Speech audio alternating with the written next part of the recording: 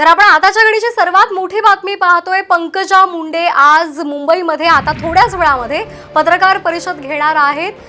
पंकजा मुंडे नेमकं नाराज आहेत का, त्या नेमकं काय बोलणार, मंत्रिमंडळ विस्तारावर आपली भूमिका ते स्पष्ट करणार का, याकडे सर्वांचं लक्ष लागलंय। केंद्रीय मंत्रिमंडळ विस्तारामध्ये प्रीतम मुंडे यांना स्थान मिळालेलं नाही आणि त्यामुळे पंकजा मुंडे यांचे समर्थक आणि कार्यकर्ते हे आक्रमक झालेले आहेत। त्यांनी पंकजा मुंडे यांच्या कार्यालयाबाहेर जोरदार घोषणाबाजी केली। पंकजा मुंडे आगे बढ़ो, हम तुम्हारे साथ है, अशी घोषणाबाजी त्यांनी केली आणि त्यामुळे आता पंकजा मुंडे पत्रकार परिषदेमध्ये नेमकी काय भूमिका मांडणार याकडे सर्वांचं लक्ष लागलेलं आहे। केंद्रीय मंत्रिमंडळामध्ये पंकजा मुंडे यांना सातत्यानं असं वाटत होतं की प्रीतम मुंडे यांना जर स्थान मिळालं असतं तर इतर गोष्टींवर, प्रश्नांवर त्यांना भर देता आला असता। मात्र त्या प्रीतम मुंडे यांना स्थान न मिळाल्यामुळे त्या नाराज आहेत असं एकीकडे त्यांची चर्चा आहे आणि त्यामुळे आता मंत्रिमंडळ विस्ताराबाबत त्या नेमकी काय भूमिका स्पष्ट करणार हे पाहणं महत्त्वाचं आहे। तसंच शिवसेनेच्या मुखपत्रातून सुद्धा पंकजा मुंडे यांना डावललेला आहे। प्रीतम मुंडे या दोन्ही बहिणींना डावललं जात असल्याचा आरोप सुद्धा करण्यात आलेला आहे। त्यामुळे आता होणाऱ्या पत्रकार परिषदेमध्ये पंकजा मुंडे नेमकी काय भूमिका मांडणार याकडे सर्वांचं लक्ष लागलेलं आहे आणि ते पाहणं औत्सुक्याचं ठरणार आहे। थोड्याच वेळात पंकजा मुंडे पत्रकार परिषदेत घेणार आहेत। केंद्रीय मंत्रिमंडळामध्ये मुंडे यांना डावललं गेल्याचं पाहायला मिळतंय आणि त्यामुळे कुठेतरी नाराजी आहे, नाराजीचा सूर उमटतोय। कार्यकर्ते सुद्धा आक्रमक झालेले आहेत, जोरदार घोषणाबाजी करत आहेत आणि त्यामुळे आता पंकजा मुंडे नेमकं काय बोलणार हे पाहणं महत्त्वाचं ठरणार आहे। आपण पाहिलं मगाशी मुंबईमध्ये कार्यालयाबाहेर सर्व कार्यकर्ते जमले होते आणि त्यांनी जोरदार घोषणाबाजी केली होती।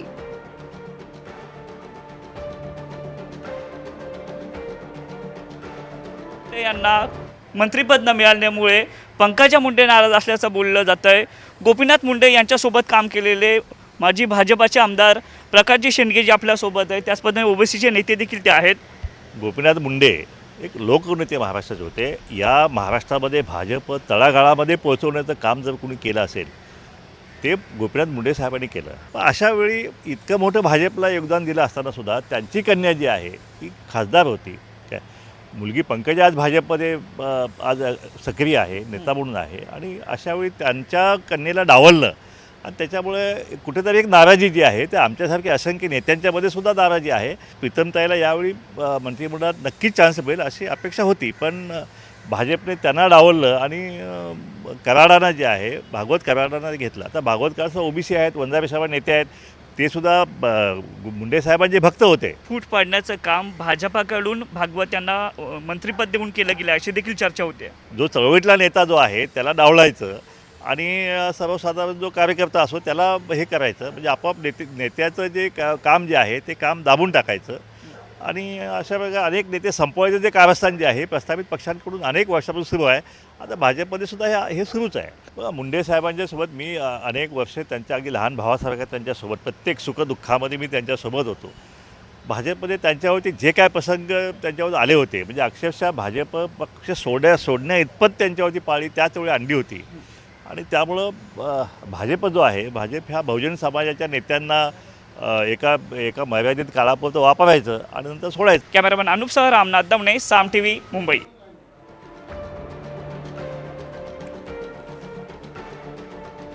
तर आपण पाहतोय थोड्याच वेळात पंकजा मुंडे पत्रकार परिषद घेणार आहेत मुंबईमध्ये। पंकजा मुंडे नाराज आहेत का, नेमकं त्या काय बोलणार, मंत्रिमंडळ विस्तारावर आपली भूमिका काय स्पष्ट करणार याकडे सर्वांचं लक्ष लागलेलं आहे। केंद्रीय मंत्रिमंडळामध्ये प्रीतम मुंडे यांना स्थान मिळालेलं नाहीये, त्यामुळे काहीशी नाराजी असल्याचं बोललं जातंय।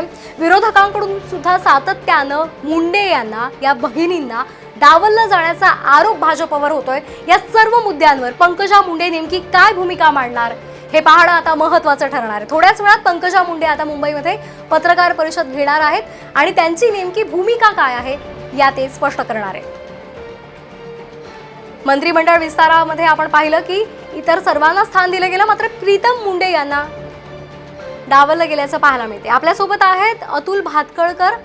अतुलजी, भाजप प्रवक्ते अतुलजी, आपण पाहतोय की आता पंकजा मुंडे पत्रकार परिषद घेणार आहेत।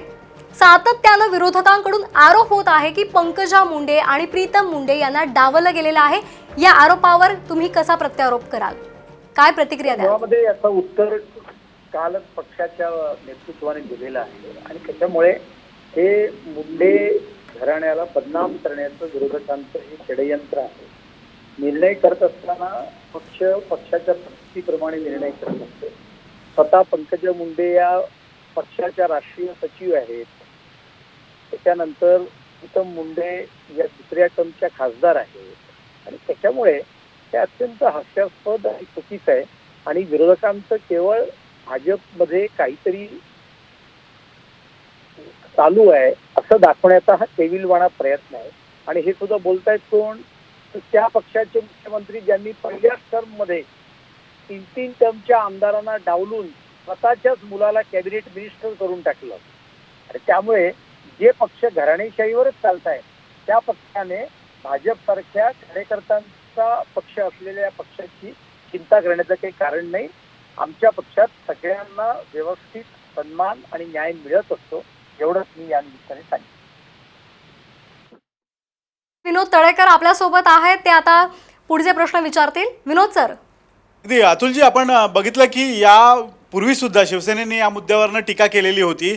भाजपनं काल जरी देवेंद्र फडणवीसांनी यावर खुलासा जरी केलेला असला तरीसुद्धा शेंडगेंनी आज जो आरोप केलेला आहे किंवा शिवसेनेच्या मुखपत्रातनं जे काही टीका झालेली आहे, या सगळ्या टीकेमुळे भाजपच्या एकूणच पक्षाच्या धोरणावर प्रश्नचिन्ह उपस्थित राहिलं असं तुम्हाला वाटत नाही का?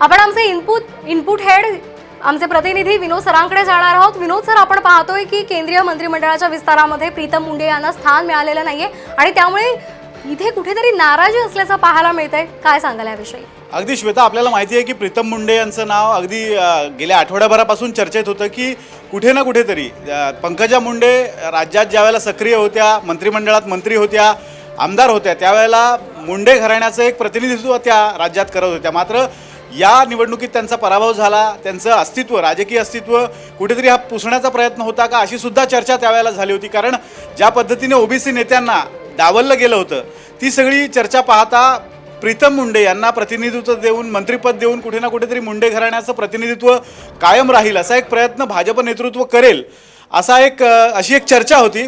मात्र पुन्हा एकदा प्रीतम मुंडे यांना डावलल्यामुळे ही चर्चा आता मुंडे समर्थकांमध्ये यामुळे एक नाराजी व्यक्त झालेली आहे। आपण प्रकाश शेंडगे यांचं जे विधान पाहिलं तर त्यावरनं एक लक्षात येतं की ही सगळी गोपीनाथ मुंडे यांना मानणारी मंडळी आहेत आणि ही मंडळी अस्वस्थ आहेत।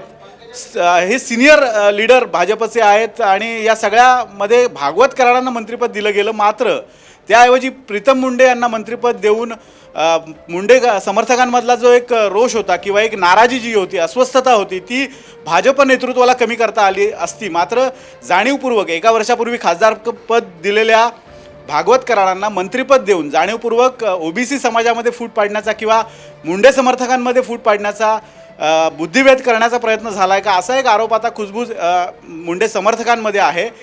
मात्र आता या सगळ्या पार्श्वभूमीवर पंकजा मुंडे बोलणार आहेत. काल देवेंद्र फडणवीस यांनी खुलासा केला होता की अशा स्वरूपाची कोणतीही चर्चा जरी असली तरी तसं काही धोरणात्मक निर्णय झालेला नाही, अर्थात ते पक्षाची बाजू सावरण्याचा प्रयत्न करत होते. मात्र आज पंकजा मुंडे काय बोलतात यावर पुढच्या गोष्टी ठरणार आहेत. कारण पंकजा मुंडे यांनी जर नाराजीचा सूर लावला तर त्याचा एक वेगळा अर्थ मुंडे समर्थकांमध्ये जाऊ शकतो. आपण याआधी सुद्धा बघितलं होतं की भगवानगडाच्या मेळाव्यासंदर्भात जसा वाद झाला होता आणि त्या वादावरनं पंकजा मुंडे यांनी जेव्हा नाराजीचा सूर लावला होता त्याला एक वेगळा त्याला एक परिमाण प्राप्त झालं होतं. तशाच स्वरूपाचं परिमाण यावेळेला सुद्धा प्राप्त होऊ शकतं जर पंकजा मुंडे यांनी भाजप नेतृत्वाविरोधात नाराजीचा सूर लावला तर. मात्र आता त्या काय बोलतात त्याकडे आपल्याला पाहावं लागणार आहे. त्यांनी जर नरमाईचा सूर घेतला किंवा सामंजस्याचा सूर घेतला तर त्यातनं वेगळे अर्थ काढले जाऊ शकतात.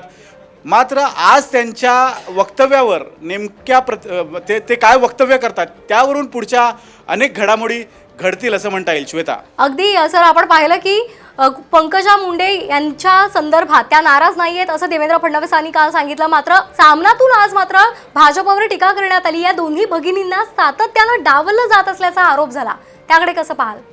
शिवसेनेची ही स्ट्रॅटेजीच आहे. कारण शिवसेनेला कुठे ना कुठेतरी भाजपमध्ये अस्वस्थता निर्माण करणं हा शिवसेनेचा आता प्रमुख अजेंडा आहे. आणि गेल्या अनेक दिवसातल्या सामना म्हणजे मुखपत्रातला जर सूर पाहिला तर तो सूर हेच अधोरेखित करणार आहे की शिवसेनेला भाजपमध्ये अधिकाधिक अस्वस्थता पसरवायची आहे.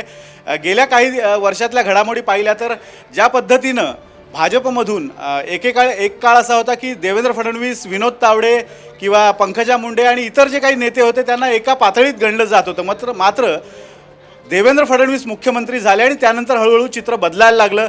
त्यामागे देवेंद्र फडणवीसांचा हात आहे अशी सुद्धा एक चर्चा राजकीय वर्तुळात आहे. मात्र विनोद तावडे असतील किंवा त्यानंतरच्या काळात एकनाथ खडसे असतील, चंद्रशेखर बावनकुळे असतील, पंकजा मुंडे असतील, हळूहळू या मुख्यमंत्र्यांच्या समकक्ष असलेल्या नेत्यांना बाजूला केलं गेलं. त्यासाठी परिस्थिती कारणीभूत ठरली की ते जाणीवपूर्वक केलं गेलं. या सगळ्या गोष्टींवर चर्चा होऊ शकते. मात्र आरोप असा झाला की आपलं एक खांबी नेतृत्व प्रस्थापित व्हावं यासाठी देवेंद्र फडणवीस यांनीच पडद्यामागून हे प्रयत्न केले का, अशी सुद्धा एक चर्चा राजकीय वर्तुळात होती.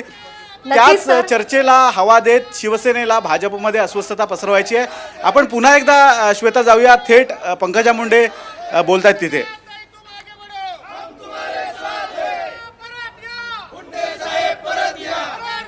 नक्कीच या बातमीवर आपली नजर असेलच, पण तुर्तास वेळ झाली विश्रांतीची. पाहत रहा साम टीव्ही.